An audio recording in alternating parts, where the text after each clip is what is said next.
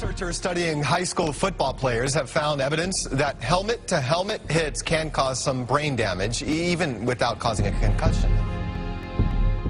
There's risk of much more severe injury and, in some cases, although very rare, even death. People know it as the silent epidemic right now because it's very hard to pick up on, and where we have to be better is in recognizing and educating parents and athletes about what concussion is.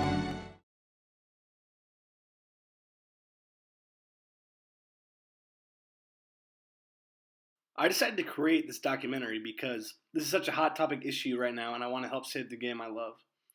In this documentary, I investigate the possibility that concussions could be the death of football. But more importantly, I want to show what's being done to prevent concussions and the technology that is being used to detect them. So we come back to that key question. Could concussions be the end of football? It's a great question, Ryan. I think it's a possibility. Give you some numbers. 2 years ago, we had all sorts of numbers on this from the 5 through 8 grades. If the 5th through 8th grade kids don't play football, high school doesn't play football, college doesn't play, the pros don't play. It's got to start with little league football at a very young age. And 2 years ago, we lost 13% of all the kids. Our total number of people playing football at that point dropped by 13%. This year, we dropped another 10%. This year, Millard North 8th grade team didn't have enough kids to play 8th grade football. They started that program almost 25 years ago, and they only had 14 kids sign up. You have to have at least 25, 30 kids to play, and we had 14, so they had to disband the team. So, yeah, I think it's a real threat. And I don't blame parents. So now that we know that concussions could potentially destroy the game of football forever, we must learn to recognize what a concussion actually is. According to the World Book, a concussion is a temporary disturbance of brain functions caused by a sudden blow to the head which causes your brain to bounce off your skull. It causes momentary state of confusion, temporary loss of consciousness, followed by memory loss for the events that took place just before and after the event. More extensive memory loss occurs if the injury is more severe. And popular to contrary belief, it is not always the hardest hit. It is most often the unexpected hits. Now that we know what a concussion is, we need to recognize the symptoms. This also, according to the World Book, the victim's pulse slows, the muscles relax, the pupils widen, and certain reflex actions disappear. As a result, a victim who is standing may fall down. Usually, the injured person regains consciousness within a few seconds. In more severe injuries, the person may not regain full alertness for several days. After concussion, some people develop dizziness, headaches, ringing in ears, or changes in behavior.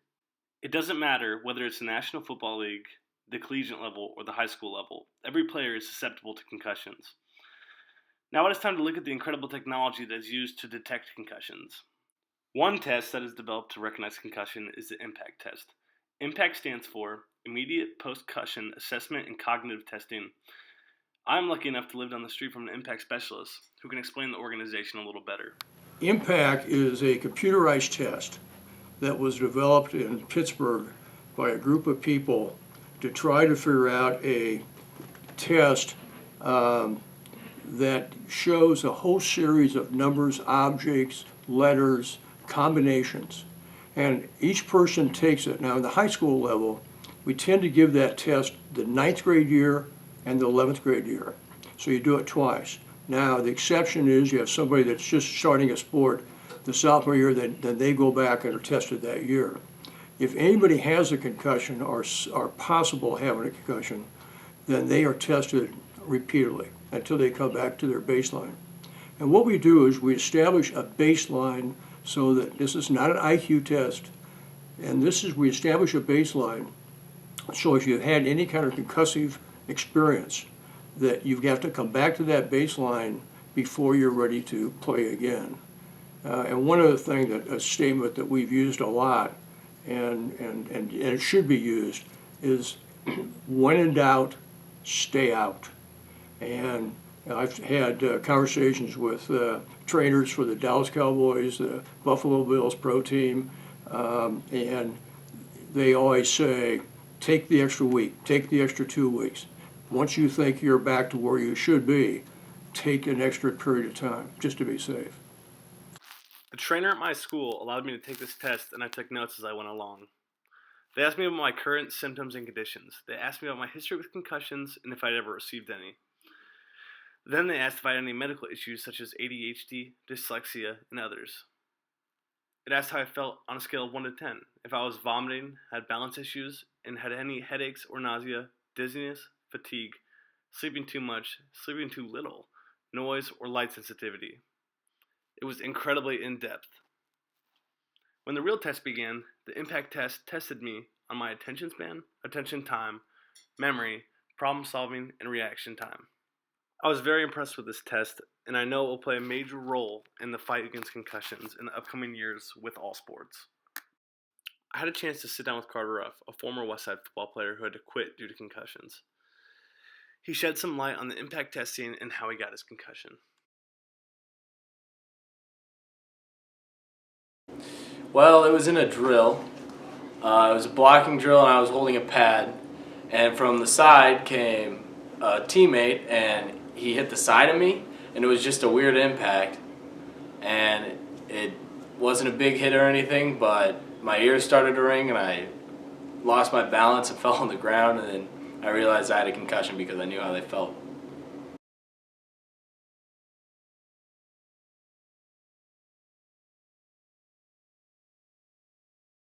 I think the impact testing is great because kids recover from concussions at different rates, and there's really no way to tell how they're doing or how fast they're recovering unless you test their cognitive ability like the impact test does.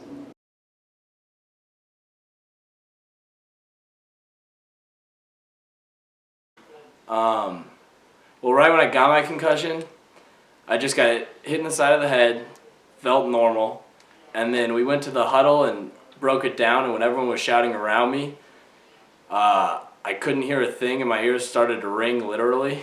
It felt weird. And then I started to walk and jog, and then my vision started to blur, and I had to sit down for a sec and regain my composure. And then I walked to the sideline, and I realized I had a concussion because I couldn't remember 5 minutes before me, and I felt super confused. A new rule that is being enforced in high school football is this. A player is forced to sit out the rest of the game if he shows any sign of a concussion. A player is not allowed to return to the game or practice unless he has been cleared by a licensed health care provider. These are just some of the minor changes that are being made in the high school level to help save the game. The world is starting to realize that we might lose football for good if we don't make changes soon. On May 30th, Barack Obama announced that they are putting $86 million into projects that improve the detection of concussions, and also they want to research the effect that it has. The National Football League has donated millions into this research also, and many other private investors help out. An investor who stands out is Giants co-owner Steve Tisch. He has donated over $10 million into research for new helmets. This information came from an article by Alex Sonjani, Concussions Epidemic in Child Sports Spurs Obama NFL Push.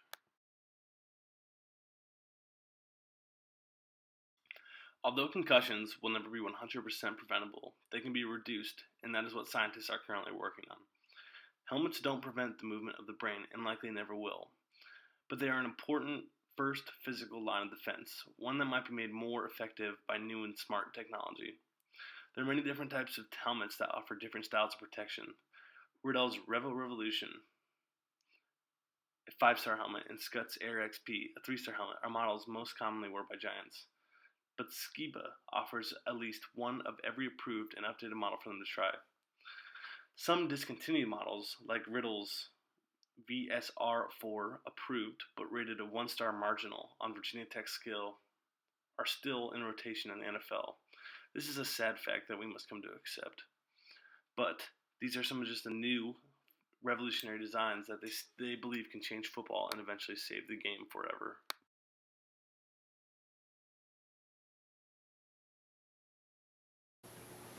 Well, going back to as far as the technology, I was invited down by Nebraska's athletic director, Sean Eichhorst, last year, and spent 3 hours going through all the East Stadium, which is with him. Just a small group of us went through.